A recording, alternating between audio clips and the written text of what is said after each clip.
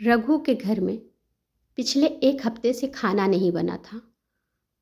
आखिर बनता भी किसके लिए, क्योंकि रघु के बेटे की तबीयत खराब थी। 3 साल का है उनका इकलौता बेटा दीपक।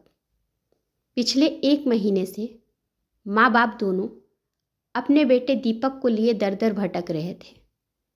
पर इधर 1 हफ्ते से दीपक की हालत बहुत खराब हो गई थी। रघु अस्पताल में इलाज कराकर थक चुका था। काफ़ी रुपए खर्च हो चुके थे। इसके बावजूद दीपक की हालत में कोई सुधार नहीं हो रहा था। काफ़ी जांच के बाद पता चला कि उसके बेटे का एकमात्र इलाज ऑपरेशन है, क्योंकि दीपक के दिल में छेद था। ऑपरेशन में 5 लाख रुपए खर्च होने का अनुमान था। गरीब रघु इतने रुपए कहाँ से लाता। दीपक के इलाज में तो पहले ही जो थोड़ी बहुत ज़मीन थी वह भी बिक गई थी। घर भी गिरवी रख दिया था। वह सरकारी अस्पताल के डॉक्टर से मिन्नतें करने लगा, लेकिन सरकारी अस्पताल के डॉक्टर ने उसे समझाते हुए कहा, रघु, मैं सब समझता हूँ, मैं विवश हूँ, मैं कुछ नहीं कर सकता। तुम शहर के किसी बड़े अस्पताल में दीपक को लेकर जाओ, वहीं इसका इलाज संभव है। रघु रुपयों के जुगाड़ में लग गया, लेकिन गरीब फटेहाल को रुपया कौन देता। आखिर गरीब का रिश्तेदार होता ही कौन है। रघु थक हार कर बैठ गया।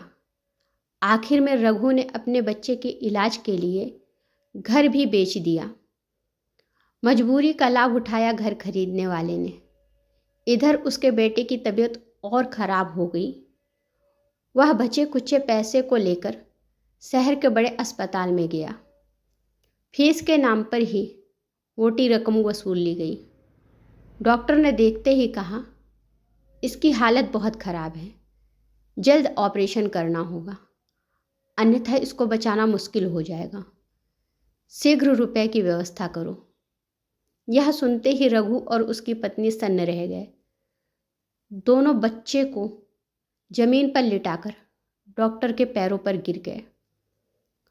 रघु और उसकी पत्नी आंसू बहाते हुए और गिड़गिड़ाते हुए कहने लगे, डॉक्टर साहब, इसके इलाज में पहले ही घर जमीन सब बिक गए। गरीब को कौन कर्ज देगा। मेरे बच्चे को बचा लीजिए डॉक्टर साहब, मेरे पास तो अब फूटी कौड़ी भी नहीं बची है। अब आप ही सहारा हैं। इस असहाय गरीब के बच्चे को नया जीवन दे दीजिए। मुझसे अब रुपयों का इंतजाम नहीं हो पाएगा।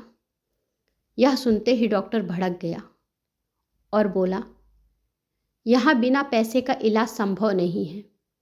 यहाँ खैरात नहीं बंटता है। तुम जैसे लोगों के लिए सरकारी अस्पताल खुला है।